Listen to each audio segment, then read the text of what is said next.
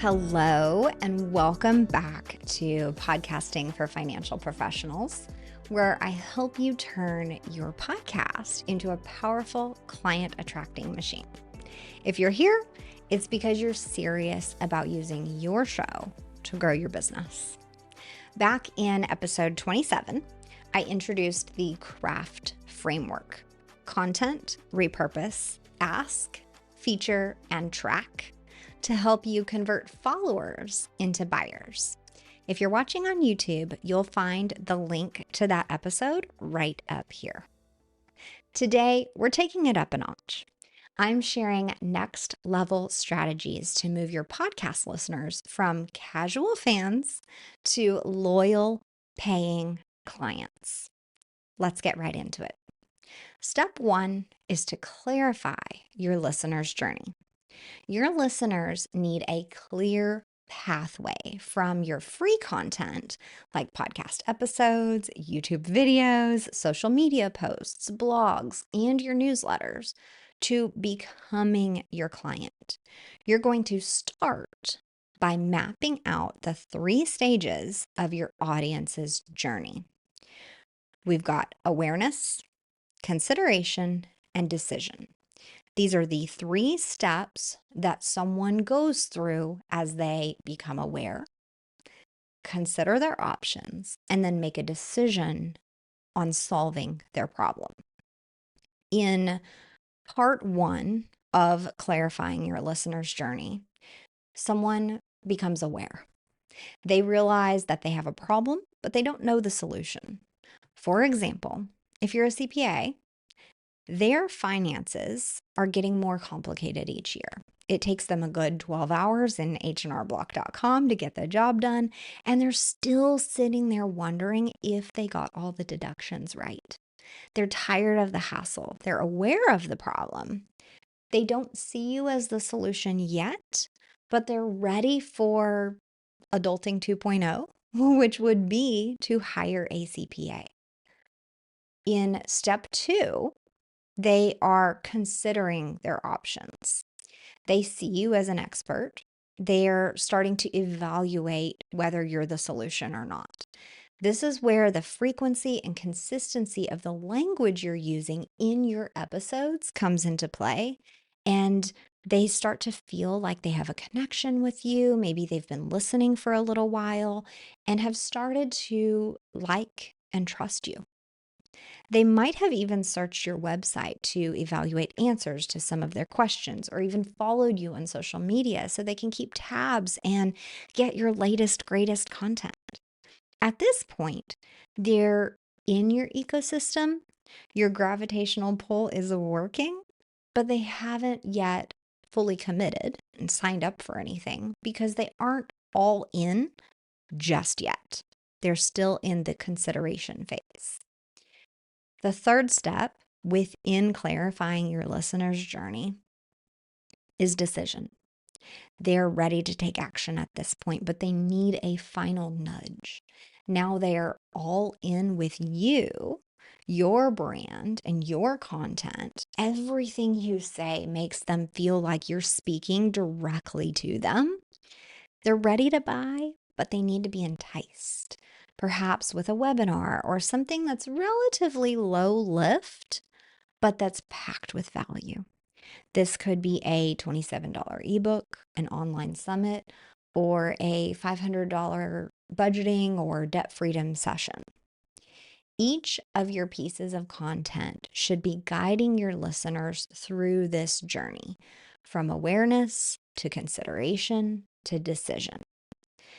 Think about the last episode you recorded or the last newsletter you wrote. If a listener is in the awareness stage, does that piece of content graduate them to the consideration stage? If not, what's missing? What could be added to create that growth for them? Then, if they're in the consideration stage, does that content graduate them to the decision stage? Again, if not, what could be adjusted? Now that you're aware of these 3 stages, awareness, consideration, and decision, for your listeners and your viewers' journey, make sure that the next piece of content you create is done with this in mind. Intentionally help them graduate from stage to stage. They're going to absorb the tidbits out of your content that's applicable to them where they are now, no matter what stage they're in. So make sure that with each piece of content, you're speaking to all three of those stages of the listener's journey. All right. Step 2 to creating a podcast that converts is to structure your content for conversion. A high converting podcast isn't just information, just a joyous show that they listen to week after week. It's strategically designed to move listeners toward action. If your show doesn't have the following elements I'm about to share with you, that is why it's not converting listeners into clients. You need a hook, a story, and a call to action. Let's talk about the hook. The hook is something that you say within the first 90 seconds of your episode that addresses their pain point immediately. Whether you have a pre-recorded intro that airs on every episode, or whether you're recording an episode-specific intro where maybe you're introducing a guest or the topic of the day, you need a curiosity-creating comment within the first 90 seconds of your episode. The earlier, the better. Listeners are generally looking for help for something. They have a frustration or a question or something that's nagging at them, which is why they're tuning into your show. Sometimes this hook is in the form of a snippet, something revolutionary your guest says during their interview, or something catchy that you said during your monologue. It could also be part of your guest's intro. If you're doing interviews, by the way, here's a tip. I don't care who your guest is, bios are boring. I strongly suggest that after you interview your guest and get to know them a little, you take a beat, write your own introduction to them that includes a few important pieces from their bio, but then also a few teasers about the topics or stories that they shared in your interview. And then also include why you think hearing this interview is helpful to your listeners. Anytime someone listens to a piece of content or clicks on a blog to read it or opens a newsletter to actually see what you're talking about, they are looking for how it benefits them. So make sure that you highlight why it's helpful at the very beginning of every piece of your content that goes into creating the strong hook. And again, that has to be within the first 90 seconds of your episode. All right. Step 2 to structuring your content for conversion is to teach in story form. You've heard the phrase, facts tell, stories sell. As often as possible, I'm going to encourage you to share real client transformations that align with the point that you're trying to make. Yes, you can absolutely anonymize the client. Yes, you can omit identifying details. The point of teaching with story is to give the listener an opportunity to see themselves as the subject, to identify with the content as if it were their real life. Maybe what's going on within the interview is also an issue that they faced or are facing. So they can identify with your guest and see themselves in the story. You want them nodding along or attempting to picture this scenario happening to them. The more that they can see themselves in your story, the more impactful the lesson will be. I'm sure you have come across content that is purely just teaching, or maybe it feels like it's talking at you more than guiding you along a journey like side by side or together, there's a lack of story, a lack of community feel around the content. That is what you want to avoid, because I bet you don't listen to that show anymore. And you might find that the shows that you really enjoy actually are providing you this feeling that the creator or the host is guiding you along and that you're somehow together in the journey, or that you're hearing stories and that you can see yourself in those stories. They're either something that you have experienced or something that you anticipate experiencing in your life. All right, step 3 to structuring your content for conversion is to include a call to action. Don't roll your eyes yet, okay? Your call to action does not have to be a big deal. And I do want to share, if you haven't seen it, call to action is also abbreviated as CTA. So anytime you have, instructions about how to structure some content and it says include a CTA, this is what it means. Now, your call to action does not have to be a big deal. The emphasis that we put on having a call to action in every piece of content, it makes you feel like your call to action has to be complicated. It's really the opposite. Your call to action needs to be absolutely simple, the most simple thing you can ask someone to do, and it has to feel like a natural next step for your listener or viewer. Think of it as requesting micro commitments from your listeners. Things like asking people to DM you to take a quiz about the topic that you just talked about, or maybe download a guide. So, for example, at the end of this episode, I will offer you a free guide that reviews and helps guide you through all of the content that I'm sharing today. So, that is a great example of how downloading that guide and actually reading it and using it will feel like a natural next step to listening to this episode, right? You can hear it, you can think about it, you can envision yourself doing it or take notes on, like, oh, I need to do that. But then here you go. There's this beautiful PDF that you can download and take notes all over to help you actually implement what I'm sharing. So, for example, asking people to DM you, take a quiz, download a guide, all of these things feel non-committal and easy and simple. So I want you to ensure your CTA or call to action is one step. And it doesn't need explanations like, scroll down to the bottom or pick the third option on the menu. It has to be so obvious and something they can do with nearly zero effort within about 5 seconds. That will create a successful CTA within your content.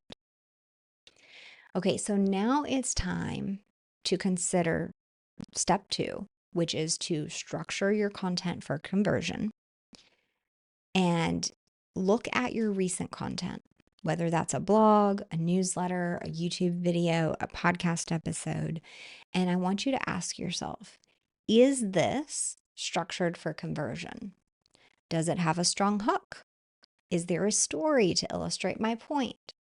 Did I request a micro commitment from my listener or viewer or reader? Then, in your next episode, add that missing element. So it's strategically designed, again, to move listeners toward decision. Okay. So we've talked about step 1, which is clarifying your listener's journey. We've talked about step 2, which is to structure your content for conversion. Now, we talked a bit about call to action. Let's talk about it a little bit more. Step 3 is to optimize your call to action for even higher conversions. Once you find something that's working a little bit, lean in. A generic book a call with me at the bottom of your content or within the last 30 seconds of your episode is not enough. Booking a call is intimidating. They are immediately afraid that you're going to hard sell them, or that they won't know what to say, or that the expectation if they get on a call with you is that they buy. They probably don't even really feel ready to sign up in the first place. So, booking a call feels like a really big commitment. So, ditch the book a call lingo, throw it in the trash. You need a call to action that is specific, urgent, and compelling. Here are a few ways you can meet that criteria. To optimize your call to action for higher conversions, I want you to make it time sensitive, potentially use a lead magnet, and personalize it. Okay, so let's start with number one, making it time sensitive. This month, I'm taking 5 new clients. Let's see if we're a fit. That could be your call to action. That could be your announcement, and it should be true. Don't say you're only taking 5 clients if you'll actually take 6, but it should also sound natural. Think about how you'd say it if you were in the front of a room at, let's say, a lunch and learn, and you're sharing this at the end of your presentation. By the way, your presentation should have a call to action if you are doing lunch and learns. So, your call to action could really be that you're standing in front of the room. Maybe there's 10 or 20 people in attendance, and you say, this month I'm only taking 5 new clients. I would love to see if we're a good fit to work together. Please come and, you know, grab this card or scan this QR code or whatever it is, right? It should give whoever's listening, watching, in the room, viewing, whatever, it should give them a little ping like, "Oh, like I got to sign up for this. I don't want to let this pass me by." The second way is to use a lead magnet. The good old lead magnet. This is a downloadable PDF, an ebook, a budget spreadsheet, a receipt organizer workbook, or some type of digital freebie that's useful to your listener. You want it to solve a micro problem for them. They might not be ready for a sales call because that feels like a big commitment, right? But they'll probably like a free downloadable thing that you've created to solve a mini problem that's related to their bigger issue, which is why they're listening in the first place. So consider your call to action being to sign up for something free. Here's a quick tip. I heard through the grapevine that short courses are actually working well right now in 2025. This is a series of, say, 5 to 7 videos and worksheets delivered using a drip campaign via email that walks this potential client through solving their mini problem. Can you come up with something that would help them make progress for free and turn it into a few videos? Sure, you can. And finally, the third way to optimize your call to action for higher conversions is to personalize it. If you're a financial advisor, for example, instead of saying, book a consultation, that feels intimidating. What are we even going to talk about in a consultation? Like, do I have to give you my money today? Like, I don't know.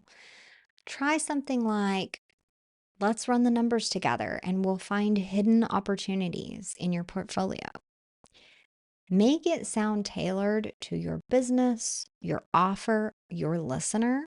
And again, I want to highlight when you say consultation, nobody knows what that means. Tell us what we're going to do together during that time and how it's actually going to benefit me. Then I might be enticed to schedule with you. You see how that works? Tell me in your language what we're actually going to do during my consultation so that I am enticed, so that I can consider if that is actually a conversation I want to have. Okay, so your action step for this section, which again was to optimize your call to action for higher conversions. We need to include a call to action, but then we need to optimize it. Your action step here is to thoroughly evaluate your call to action. Do they sound boring? Are you saying what everybody else is saying? Are you just repeating something that some other YouTuber said? Change it up. Create a free e-course or start using that as your call to action if you agree that booking a call is just too intimidating for most people. Find a nice, soft landing spot for your listeners and invite them in a time sensitive, specific, and compelling way. All right, steps 1 through 3 had much to do with your content and the way you say things inside your podcast recordings. Step 4 is super important, maybe the most important, but it's outside your podcast and your podcast platforms, YouTube, etc. Step 4 is to create an off podcast engagement funnel. You and I both know that there's a bit of a disconnect for listeners from being on their podcast app or in YouTube versus being in your system as a buyer or client. Neither the podcast apps nor YouTube have a buy now button where you can put your book or your consultation or your membership program. You have to create the steps they'd take from where they watch or listen, leading them to wherever you want. A podcast alone won't convert simply because of this disconnect. Your listeners need to be able to officially enter your business's ecosystem by entering their email into an opt-in form or signing up for your group event, moving them from being a fan to being a participant. There are a few ways to do this. First, we're going to talk about email sequences. We talked earlier about the whole lead magnet thing, a free PDF or an e-course that they can sign up for to solve a tiny piece of their bigger problem. Typically, this freebie is followed by a series of emails called a welcome sequence or a nurture sequence. Make sure you're sending 5 to 7 emails dripped over a 2-week period to podcast listeners who download that lead magnet. If you don't have this in place and need this implemented for your brand, I would love to. Just send a DM to me that says welcome sequence and I'll get you taken care of. Another off podcast funnel option is by hosting a private community. This can be a LinkedIn group or a membership through Circle or Member Vault. There's lots of membership platforms out there that you can sign up for. Private memberships typically are for a low monthly fee in exchange for some type of problem solving course materials and perhaps a live Ask Me Anything once a month. I've even seen some recently that are structured like a challenge where they meet once a month, come together, share what the challenge is, discuss ways to complete the challenge, and then meet once a month later to celebrate those that completed the challenge. And there's, of course, lots of interaction throughout the month, celebrating people's progress and helping them troubleshoot. So there are lots of ways to structure a membership. And people are absolutely craving community right now. So even if people want to just get together to discuss topics, holding space for that conversation is a great way to provide value and maintain or elevate your status as an expert in your field.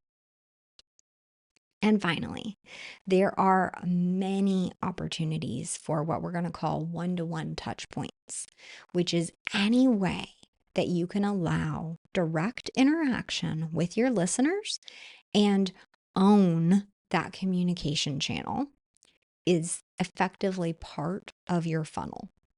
If you have a social media friendly crowd, the conversation might start in your DMs. If not, maybe you're over on LinkedIn, or maybe your emails are busy because your listeners are working professionals. However, your audience works best, craft a path for those listeners to move from fans and just listeners and viewers to actual participants. Now, your action step for this section is to choose one off podcast touch point and start implementing it this week. Don't be surprised if it takes time for this new touch point that you've decided to create traction, or for people to start participating in it. It may require 6 weeks of you telling them, this is how I want you to contact me, for it to start working. But this is the very start of your funnel. If you've heard conversations about a sales funnel and you're kind of fuzzy on what that means, a funnel is this path that leads them from being a fan to an actual participant and buyer of your services, your brand, and your products. Now, for our last step in creating a podcast that converts, is to track and tweak for better conversions. This is step 5. You've heard it before. What gets measured improves. If your podcast isn't converting, you need to adjust your strategy. This is tough to hear if maybe you've only produced 30 to 40 episodes. You might not even have enough data to make informed decisions about your strategy because you're still building. In this case, you want to go back up to steps 1 through 3 and make sure you're nailing those in every episode. When you're early in your creation journey, as far as like podcasting, YouTubing, whatever type of content you decide you're creating, you have to rely on formulas and things that have worked for other creators. When you do that for 30 or 40 episodes, you start to gather data based on formulas that work, right? And you want to just make sure you're still nailing all of those formulas. You didn't like let a piece drop off for every single episode. And focus on your marketing. Get the word out about your show so that you can start to get more data. You can't learn if listeners are dropping off after the first 5 minutes. If you have very few listeners, Apple Podcasts won't even show you that data. So you have to market, create consistently, and get to a point where you can start to gather that data. If you're on episode 50 or episode 70 or even more, you should be able to have enough data at this point to start making some informed decisions. Here are 3 opportunities for improvement. Here's where you're going to start tracking and tweaking for better conversions. For one, find out where people are dropping off in your episodes and what topics get the most engagement. You're going to check your data inside your podcast host account in the analytics section. You can sort for the most listened to episodes. Sometimes there's options for within the first 7 days, your first 30 days, or ever, depending on your host account and who you're hosting with. Other places to look include Apple Podcasts, Listen Notes, and there's a new one. It's charts.mopod.com. I'll have that in the show notes for you. The second step is to survey your listeners. You can do this whether you're a new creator and you don't have much data, or whether you're very mature in your journey. You can put out a survey. You can ask what's holding them back from becoming clients. You can post on social media, in your newsletters, or even put that link to the survey in your podcast show notes or your episode descriptions to find out more information about what they need and how they want you to help them. How you think you're going to help them may be different than what they want. Something to consider there. The third way to track and tweak is to test different call to actions. As you can tell, a call to action or a CTA is a big deal. This is now mentioned in 3 different steps throughout this episode. So here is a strategy.